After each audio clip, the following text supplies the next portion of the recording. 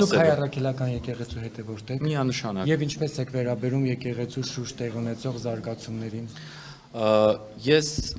ամեն կիրակի գնում եմ իմ շատ սիրելի Կոնդի Սուրբ Հովանես եկեղեցի,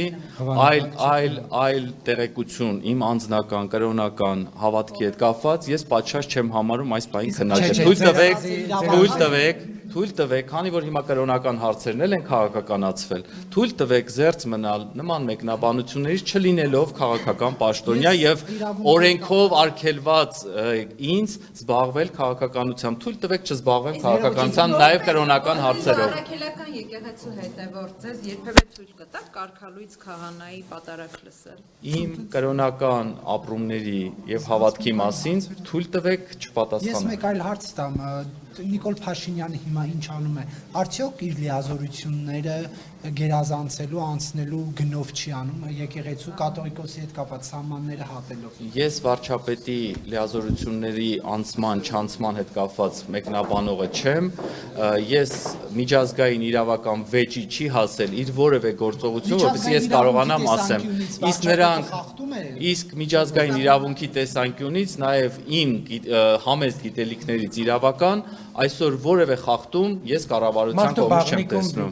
Տեղադրելը հրապարակելը արդյոք խախտում չի։ Դուք ինչ եք ուզում ասեք, որ դա կառավարությունն է հրապարակել։ Չէ, ես չասեցի կառավարությունը։ Բա ում մասին եք խոսում։ Իհարկե խախտում է։ Իհարկե խախտում է ցանկացած մարդու մասնավոր կյանքի միջամտություն, բայց դուք հիմա ինձ արդեն սկսեցիք հարցազրույցը, ճեպազրույցը վերածել իրավաբան մարդու զրույցի։ Ես կարծում եմ դուք ին պաշտոն եք ինձ հրավիրել հարցերի պատասխանը։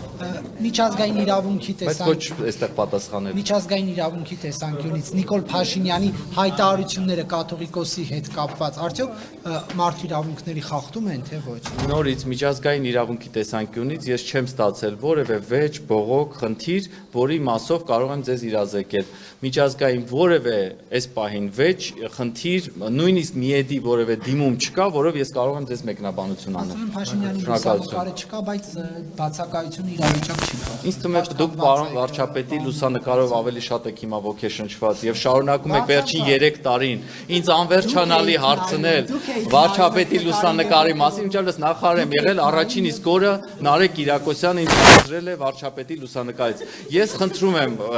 ովքեր որ հետևում են եւ կարող են պարոն Կիրակոսյանին ուզում ենք նվիրել վարչապետի լուսանկարը, որ այդ ոգեշնչման թեման ձեզ մոտ անցնի։ Ես չեմ մանիպուլացնում։ Ես ձեզ խնդրում եմ երկու խոսափողով մի թափարեք այդպես ագրեսիվ, ես ձեզ միայն խնդրում եմ, որպեսզի եթե հնարավոր է այդ լուսանկարի թեմայով, որով դուք այսպես մտասևեռված եք վերջին 4 տարում, պարոն Կիրակոսյան, խնդրում եմ, մի լուսանկար ինձնից վերցրեք, մի լուսանկար տարբեր պաշտոնյաներից եւ վերջապես փակեք ձեր լուսանկարային մտասևեռումը։ Այլ հարցեր, շնորհակալություն։